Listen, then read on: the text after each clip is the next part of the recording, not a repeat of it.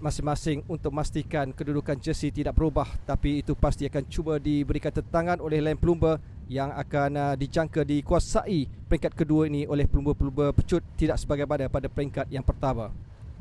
Peloton semakin aktif memperlihatkan bagaimana beberapa pelumba di hadapan semakin mempertingkatkan kayuhan, mengajak rakan-rakan di belakang untuk mempertingkatkan kayuhan bagi memastikan curang 2 minit lebih yang ditinggalkan oleh 11 pelumba mampu untuk mereka neutralkan. Namun begitu, kedudukan pelumba di hadapan yang sememangnya jelas dikuasai oleh pelumba ini, iaitu Shotaro Iribe, yang berhasrat untuk memungut lebih mata dalam beberapa peringkat selepas ini.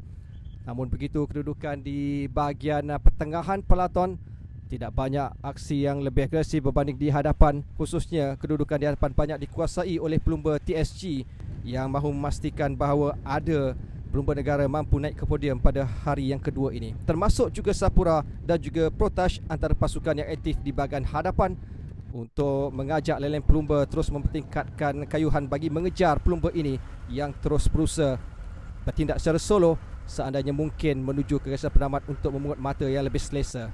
Namun begitu, tugas yang cukup sukar untuk Shotaro Iribe kerana beliau terpaksa bertarung kesorangan.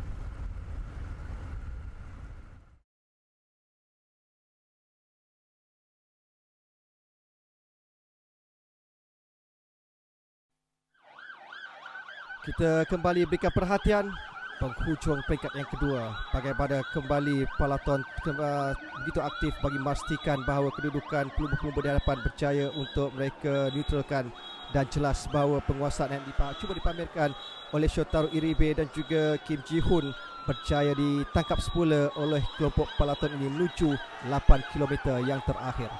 Jadi percaturan yang semakinnya lebih menarik dapat dijangkakan. Kita melihat bagaimana dari bahagian hadapan begitu aktif bergerak, sambil pelumba-pelumba penyandang jersey masih lagi terkepung di bahagian tengah. Mereka perlu keluar bagi memastikan kedudukan yang lebih selesa. Dan hingga setakat ini, antara pelumba negara yang berjaya berada dalam letup di Langkawi, Anwar Manan dan juga Loh Si Kyong dengan 12 penyertaan mereka selepas 2018. Manakala rekod secara keseluruhan milik Kadir Misbani dengan 13 penampilan dalam letup di Langkawi sebelum ini. Namun begitu, usaha pasukan di kelompok peloton ini berterusan apabila terdapat 3 barisan yang menunjukkan bahawa strategi yang berbeza cuba dipamerkan oleh pasukan masing-masing. Namun begitu, tumpuan pastinya akan diberikan menuju ke 1 km terakhir, selekor terakhir, sebelum mereka melakukan hencutan dan juga kayuhan yang lebih bertenaga bagi memastikan kedudukan tempat teratas khususnya di podium dapat dilaksanakan.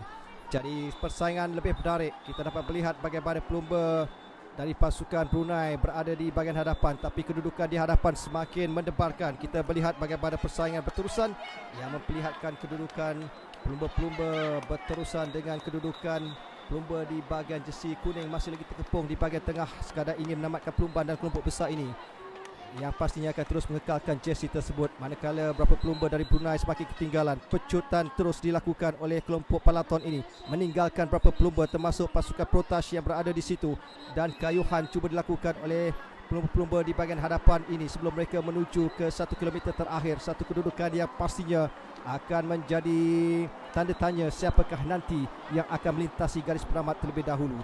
Namun kita dapat lihat dan perhatikan bagaimana kedudukan para pelumba. Pelumba dari Jepun turut mengintai ruang dan peluang dari bahagian luar, termasuk 2 pelumba dari Androni Giacottoli. Yang menjadi perhatian ialah Marco Benfato yang merupakan antara pelumba pecut terbaik di kalangan pelumba-pelumba, termasuk Andrea Gordini, dan juga pelumba yang harus diberikan perhatian adalah Travis Metcalf dari pasukan Floyd Pro Racing. Hampir 3 km terakhir, persaingan semakin mendebarkan. Kita dapat melihat bagaimana beberapa pelumba di belakang seakan tidak mampu menyaingi kehebatan pelumba di depan yang pastinya akan menempatkan pasukan masing-masing. Seorang pelumba dari Bardiani turut tertinggal di bahagian belakang kerana peranan yang telah dilakukan di awal dan juga pertengahan perlumbaan bagi membolehkan rakan-rakan yang lain memainkan peranan menuju ke garis penamat. Sambil kita lihat bagaimana kekuatan kayuhan dilakukan oleh para pelumba di kelompok besar ini.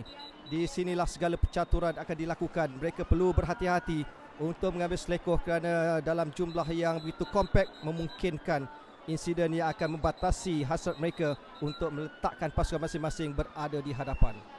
Jadi persaingan yang memperlihatkan bagaimana pelumba-pelumba dari beberapa pasukan terus bergerak pantas di hadapan. Kita melihat di sirkuit yang terakhir ini menuju 1 km bagaimana persaingan yang dapat diperhatikan. Pelumba-pelumba terusan melakukan attack, termasuk dari Androdi J. Katoli yang berada di tengahan, sambil di bahagian belakang turut dia mengintai peluang. Kita dapat melihat bagaimana pasukan dari Setoli turut berada di kelompok baris kedua yang turut berlanggaran antara sama lain. Dari ini kita melihat bagaimana kedudukan pelumba-pelumba yang semakin hebat. Androdi J. Katoli berada tempat yang kedua sekarang ini. Peranan akan dilakukan oleh pelumba-pelumba pecut mereka selepas ini. Menuju 300 meter yang terakhir, kita melihat seorang pelumba dari Androdi J. Katoli cuba mencelah, tapi melihat bagaimana di bahagian tengah Andrea Godiri terlebih dahulu membecut terlalu awal sambil cuba diiringi di bahagian belakangnya, iaitu Harif Saleh yang berjaya untuk memintas di milap di bahagian kanannya. Harif Saleh sekarang ini berada di tempat yang pertama, cuba memintas dan berjaya memintas Andrea Godiri di 50 meter yang terakhir. Satu penamat yang begitu mendebarkan untuk pelumba kebal negara dari pasukan Terengganu Cycling Team TSG. Harif Saleh berjaya mengungguli peringkat yang kedua, diikuti Andrea Godini dan juga Kuboki dari Jepun. Catatan masa tidak rasmi yang dilakukan oleh Muhammad Harif Saleh dari pasukan TSG 4 jam 53 minit 20 saat merupakan catatan terpantas mengatasi Andrea Godini yang cuba mencipta kejuaraan ke-25, tidak berhasil kali ini.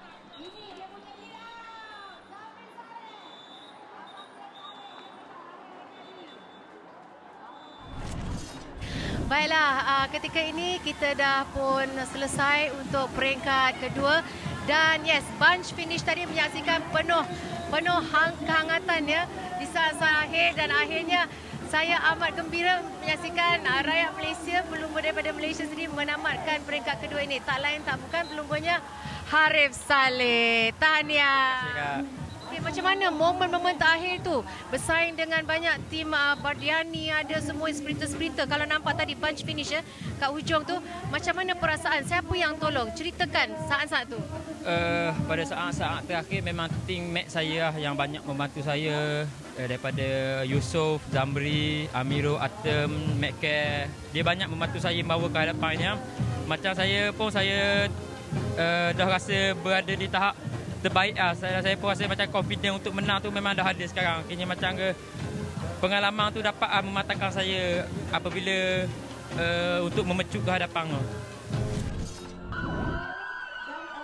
Dan berikut adalah keputusan bagi peringkat kedua yang menyaksikan Muhammad Harif Saleh mengungguli di tempat yang pertama, diikuti Andrea Godini dari Bardiani dan juga Kazuhige dari Kuboki dari Jepun di tempat yang ketiga. Manakala jersey pelumba terbaik Asia berjaya dirampas oleh Kim Ji-hoon dari Kespo Bianchi Asia Pro Cycling yang berjaya merampasnya dari pasukan dari Togori Sen dari Vini Astana Moto. Manakala jersey merah terus menjadi bilik penyandang sebelum ini, Agnes yang terus mempertahankan jersey ini untuk pasukan Olivia. Manakala perebutan jersey hijau terus kekal menjadi milik Marcus Kelly dari Sapura dengan kelebihan mata yang cukup baik apabila beliau berjaya mengungguli peringkat yang pertama sebelum ini.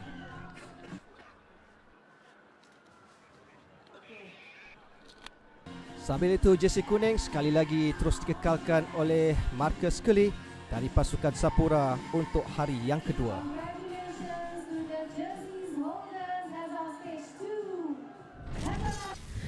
Itu tadi berakhirnya peringkat kedua untuk Petronas Lentur di Langkawi 2019 edisi ke-24 ini. Satu kemenangan besar untuk pasukan TSG, iaitu pelumba mereka yang memang mereka taruhkan harapan besar. Harif Saleh berjaya menamatkan perlumbaan di tempat pertama, kedua Andrea Gordini daripada pasukan Bardiani CSF dan juga ketiga Kazushige Kuboki. Dan yang menyarung jersey kuning masih lagi Marcus Kelly daripada pasukan Sapura. Itu tadi antara kemenangan yang berjaya diraih oleh pelumba-pelumba setakat peringkat kedua ini. Jangan lupa untuk peringkat ketiga esok, pelumba-pelumba akan bermula daripada Muar menuju ke Putrajaya. dan pastikan anda terus bersama kami di RTM untuk mendapatkan update terkini perlumbaan Petronas Le Tour de Langkawi 2019. Bersama saya Nur Alis untuk highlights LTDL ini. Akhir kata, tingkatkan mutu sukan negara, sahut cabaran dunia, majukan sukan untuk Malaysia. Kita jumpa lagi.